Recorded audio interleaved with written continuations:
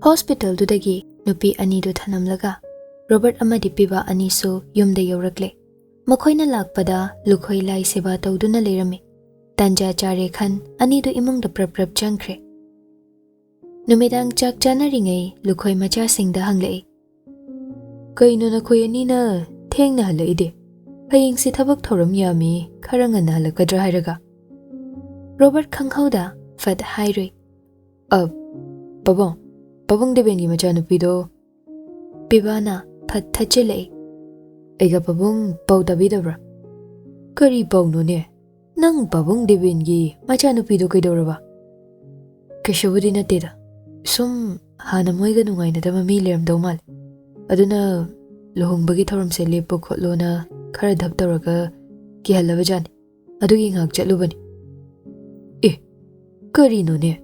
Aingonda di pau kemta hairakdene. Kari no hairisibo. Hujikti kamain tawraba. Moido police da su pau pidanaba haibaduda pakhatana kanam haidrabajani. Akhoi su macha nupiduga leminaba mamanabiduna hairaga khangmani. Hujikpudi kaisu tahudreda. Phare kaisu tawdrabadi.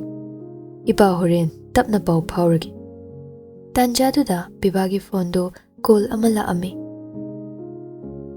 Hello. Ibecha masa khara sonna. Sana nangbu kaidorino. Indomcha se wamta haigena tawrakpani. PIBA lukhoida yenglei aduga haibiro indomcha. Asi haina PIBA haugatuna thoklei. Lukhoi ayingbi Robert yengduna leihowi. PIBA phone da onsilaga kaidorge indomcha. Hayengana lauko gari pharak ta doidi aina tharakdoni. Ai khone he gari tharakpa tharaktabado indomcha wamta haikiki. Nang saugan. Kaidorge indomcha. Sana indomcha hayeng lakpado pharak tagadori. Ai lakti yam lakningbani. Ado hayeng na loibasu nati. Mathang chahigida indomcha na mang thana sinlanga goina yaurage. Kaigino indomcha aina di hayeng nawaga indomcha ga lakani na khanjaraga. Lakena tawrambani ne hey. Ada phamda chatlagane nangi khazinga ngaga khara pubirake na tawrubani. Ada hobi tawbada khongse sujinkre. Adunani lamnaga lapaga lengbu otpa sungamtre. Nang nungairaroina ngalingaida haire isini. Kyam thintoino indomcha. Ado pare indomcha na pharak tarabanina nawbudu lakhalodana. Sana nang saurana. Mathangidane indomcha nawba puraga phajana laki. Anganga oire pangbasida matomta arapada thaningtre. Adai aisu sokpanina kainom hainingbada mangondada hairabani. PIBA ibechana la aroi haibaduda mathwai khazik nungai jadre. Adubu sokle nare hairabanina upai leite. Aduna maso haire. Phare indomcha khudong chadrabanina kai hairuni. Imana pamjana sonjaramba mafamda sinbanina indomcha hoise yawaning tawbani. Indomcha su khangine nangna kari khalli haiba. Adubu matangna yadabani khalu. Phare indomcha thamagi. Hoi indomcha. Phone thamkraba matong PIBA WakhaL amada ngaihaklei. Aduga masadu wamanbaga potharage haina phamung karakpani. Robert maso magi kada tumurage haina lakpani. Adubu PIBAgi thongjin mapa yaurakpada leplaga cheptharaga yengai. Warabo hero ngaksarubagia. Amta chango. Ware ne iso hero saba yaurubagi tumurage dawne. Adu keke haina kige. Kasho hindeda. Yare kadawrage ai loi uhawi. Amuk lotanaga dawi. Uhawraga dawi hangaino. Namaido ikaidro yengido. Ish, yengido ikaidro. Nangi se nupina yari tawri kaina mukliba kaiduraba. Hoi, tawnu dumaindi. Matam ama thamoi sagaibada kanana no phatpirido. Tawnu ne adumba tawbimal khangdabada. Kari da thamoi sagairaga kanaga photladana. Taningdego wathi ngangno wamda haigi. Masi tawine nati nang natro office laktre aina soiba ma tawkre. Apologize amta tawningi kaina haibado. Ha ado aina juice haijilamdradi nang hojik pongjarise lambi phangkidraba. O yare taningdre. Kai taningdoino asingba hairamnina. Nang misna da call amta taw. ꯀꯩꯒꯤꯅꯣ ꯍꯥꯏꯁꯦ?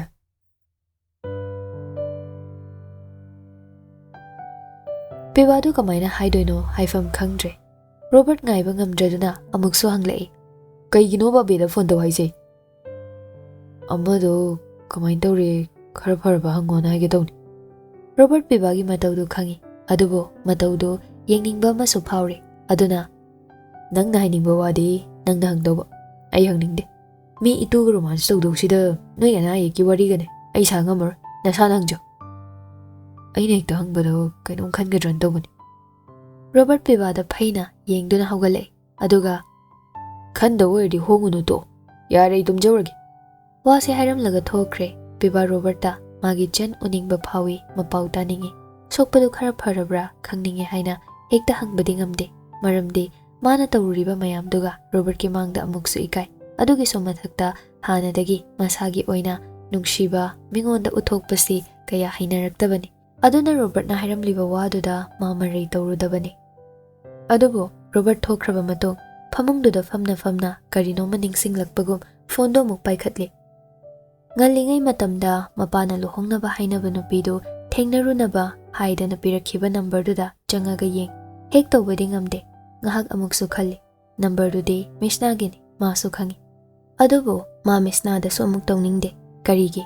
Call ꯇꯧꯔꯨꯔꯁꯨ ꯄꯥꯎ ꯄꯨꯝꯕ ꯔꯣꯕꯔꯠꯇ ꯌꯧꯔꯛꯀꯅꯤ ꯈꯪꯕꯒꯤꯅꯤ꯫ ꯑꯗꯨꯕꯨ ꯄꯤꯕꯥ ꯉꯁꯥꯏ ꯑꯣꯏꯈ꯭ꯔꯤꯕ ꯐꯤꯕꯝꯗꯨꯒ ꯃꯥ ꯖꯣꯂꯤꯒꯤ ꯄꯥꯎꯗꯤ ꯌꯥꯝ ꯈꯪꯅꯤꯡꯏ꯫ ꯑꯗꯨꯅ ꯎꯄꯥꯏ ꯂꯩꯇ꯭ꯔꯗꯨꯅ ꯏꯀꯥꯏꯕ ꯄꯨꯝꯕ ꯂꯨꯠꯁꯤꯟ ꯂꯩꯖꯕ ꯊꯧꯅꯥ ꯐꯨꯗꯣꯛꯇꯨꯅ ꯅꯝꯕꯔꯗꯨꯗ ꯀꯣꯜ ꯇꯧꯁꯤꯜꯂꯤ꯫ ꯅꯨꯄꯥ ꯑꯣꯏꯔꯁꯨ ꯃꯇꯝ ꯀꯨꯏꯔꯕꯒꯤ ꯃꯇꯨꯡ ꯉꯁꯤ ꯑꯍꯥꯟꯕꯅꯤ ꯃꯥꯅ ꯀꯣꯜꯒ ꯇꯧꯔꯒ ꯖꯣꯂꯤꯒꯤ ꯃꯔꯝꯗ ꯍꯪꯗꯧꯔꯤꯁꯦ꯫ ꯑꯗꯨꯅ ꯃꯁꯥꯗꯣ ꯏꯄꯥ ꯄꯥꯈꯠꯄꯗꯧꯅꯁꯨ ꯐꯥꯎꯖꯩ꯫ ꯑꯗꯨꯕꯨ ꯁꯣꯝꯗꯗꯤ ꯐꯣꯟ ꯇꯧꯔꯛꯂꯤꯗꯨ ꯎꯕꯗ ꯊꯥꯖꯗ꯭ꯔꯗꯨꯅ ꯃꯤꯁꯅꯥꯗꯨ ꯍꯦꯛꯇ ꯄꯥꯏꯈꯠꯄ ꯉꯝꯗ ꯂꯩꯔꯝꯕꯅꯤ꯫ ꯑꯗꯨꯕꯨ ꯐꯣꯟꯒꯤ ꯔꯤꯡꯗꯣ ꯉꯥꯏꯍꯥꯛ ꯈꯤꯡꯂꯕ ꯃꯇꯨꯡ ꯄꯥꯏꯈꯠꯂꯛꯏ꯫ ꯍꯜꯂꯣ? ꯃꯤꯁꯅꯥ ꯅꯠꯇ꯭ꯔꯣ? ꯑꯧ, ꯃꯥꯅꯤ ꯗꯥ ꯄꯤꯕꯥ꯫ ꯑꯣ, ꯆꯥꯛ ꯆꯥꯔꯕꯣ? ꯆꯥꯔꯦ꯫ ꯗꯥ ꯄꯤꯕꯥ ꯍꯣꯏ ꯌꯨꯝ ꯌꯧꯕ ꯀꯌꯥꯝ ꯀꯨꯏꯔꯒꯦ?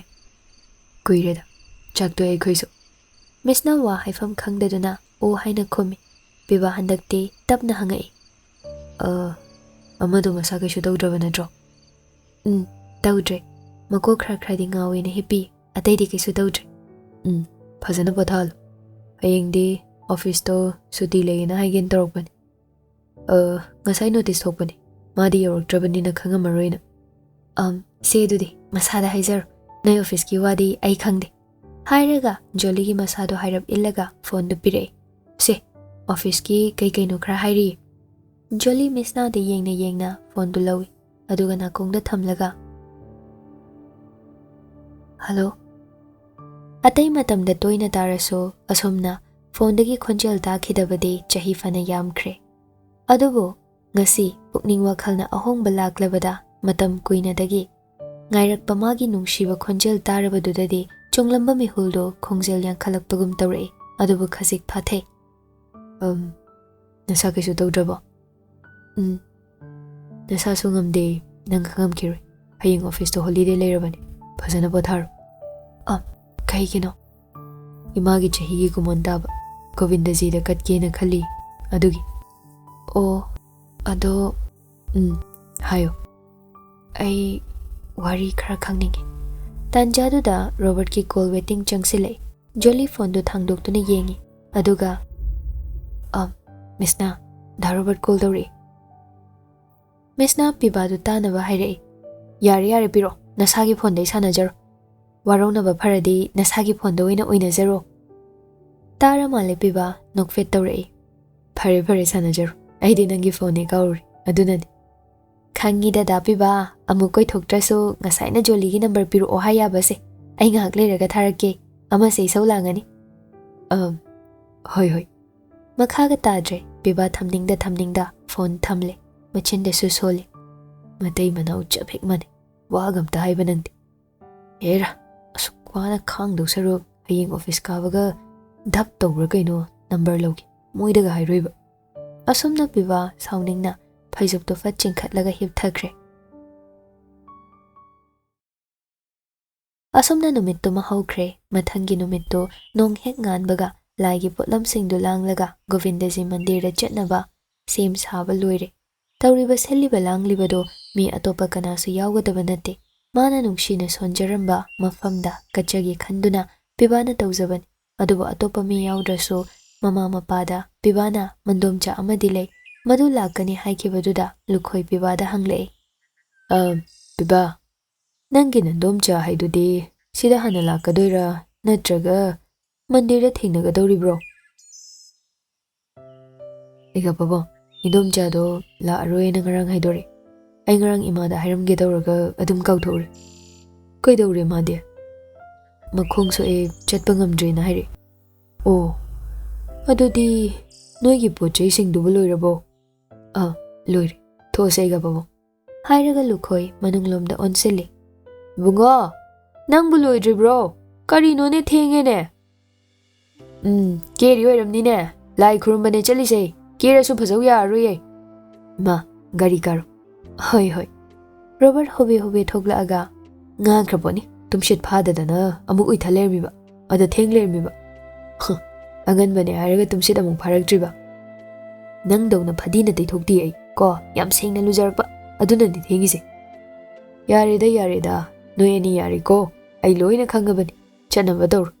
Asomna makhoi pula Govindaji yauraba matong mandirda kachanaba purakliba pochai singdo ningthina sem saraga lai sebari leibaduda pishillaga katkre. PIBA mamagi thawaina matam pumbada ingna leinaba haiduna thamoida chetna latuna khurumjaraga thorakle. Aduga lam mafam atai-ataidagi laaga kachariba singdusu mafamduda chaklen punna phangminaraga makhoi punna mayumlomda halakle. Somdana ngarang PIBAna sathina sokhallamlaba Debras masado hogatpa lengba otpa ngamda leiri. Wa hanglasu khumkhidre anaba chaina khangduna kanamtana kauba ngangba khumda tumin leisinkhre. Debrasna adum leikrabada kiyamba amadi Amitra anido matwai prok chakle.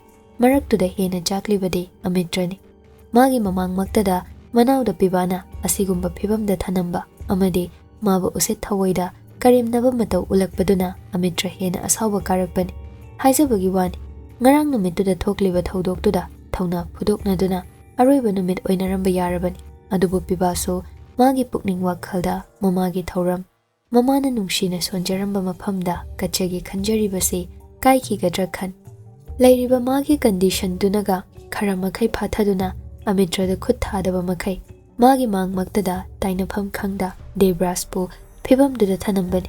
Aduga Amitrana PIBA lakpa matamda tumin leishinduna leibagi maramna moina tawriba thawongduna Jolibu pharaga Joligi machindagi lohongbasi tokpagi wa haudokhalaga miyam mangda PIBAgi punsina ikai phirup khumlaga asonba tanja lauraga sign tawhange khan Joli pharaba matung mama mapada call tawraga police amadi atai atopa mida pau haiba yaroi haikibaduga khanghauda PIBAna mafamduda laklaga tawrakliba mawongduda ma PIBAna hojik matau karamna lei haibadi laithokna leibra natraga magi tawpham thokpa kharada mai onsinbra khanduna leibani.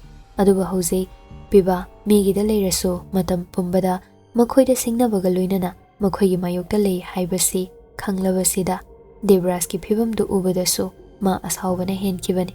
Chinbaldagi wahai amata kangthokta tumin leishinkibani. Kariginone aigi mangdana nauge siguma phibam uhalisibo. Ha, masi unabaro matam pumbada nangi mang thana nanawashina mayok yakriba. Ipagi Amitra nangbu nanawge matawsi yengba ngamlibrane. Karino nangna tumin leishinduna leiridubo. Aina hairsibo nang tadabraba. Amitra wa khumlakte. Khutum chejet tasen kha chikna khangi. Mapana hairakliba wahai su khangi. Debraski matau ubada khangba ngamlaktraduna mapana pendaba kholaw laurakpani. Adubu masu tumin lei. Kiyamba tawfam khangda sofada famlambadagi haugalei. Aduga aroiba phiripka loinana machada akanba wahai hairai. Ngasi aigi chana sigumba phibam sida leirib. Aigi thawaina chakliba sigilaman mayamba moina icha moina chapmanaba mawngda aigi mangmaktada uhanduna aibu thamoina uhangadabani. Mayamba moina madik chabalaman khumgadabani. Madu ngamdrabadi aibu phate haiganu. Wa kharasi hairamlaga kiyamba mafamdudagi sahum naina thoke.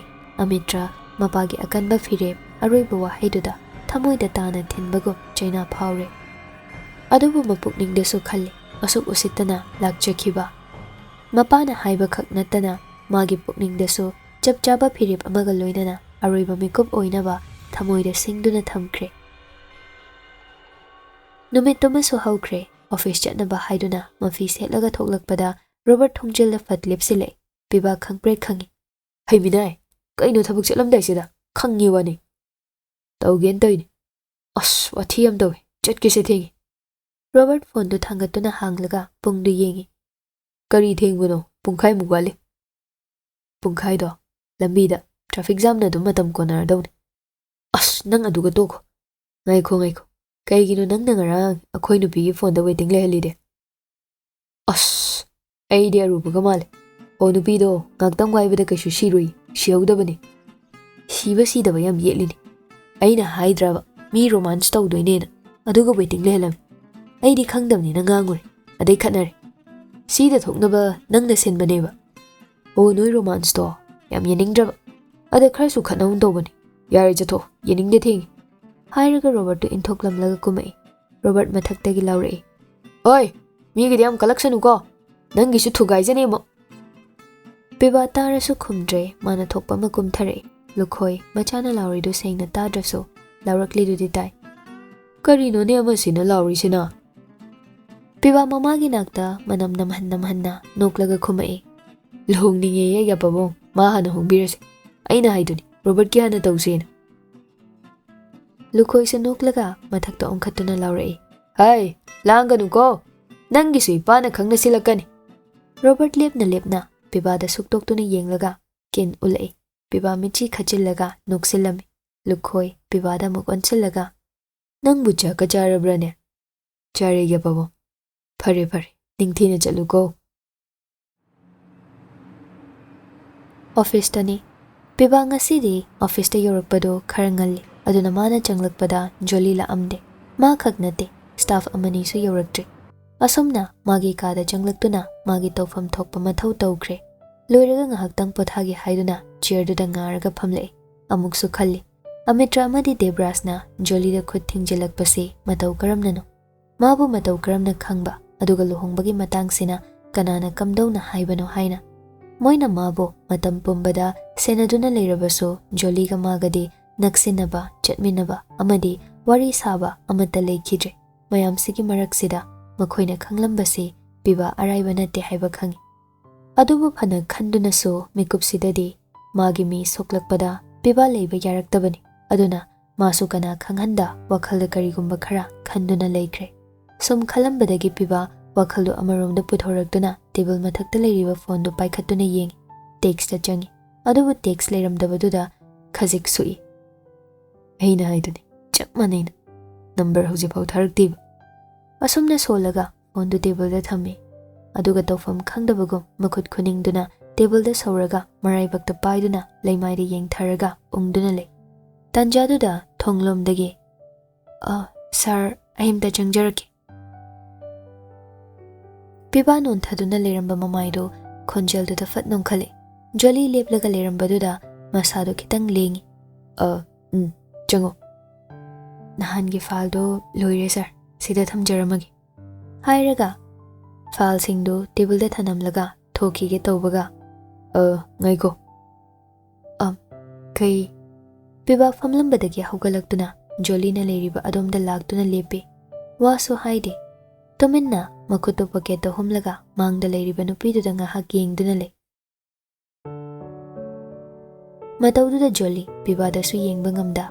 Tawrakliba matawdo office taga oibaga pakhatpane thakatpane masado tawfam khangdre.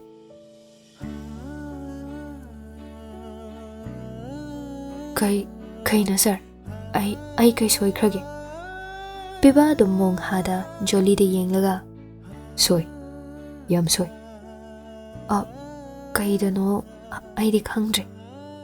Nangna udliba matawdo adu hana semto. Adu dei hona soy. Nang ai yam lapnaba mal. PIBA da yengba ngamlamdaba nupido bahaido da fat yengkhale. Matawdo khangbana PIBA so nupido da yenglaga momon noklei.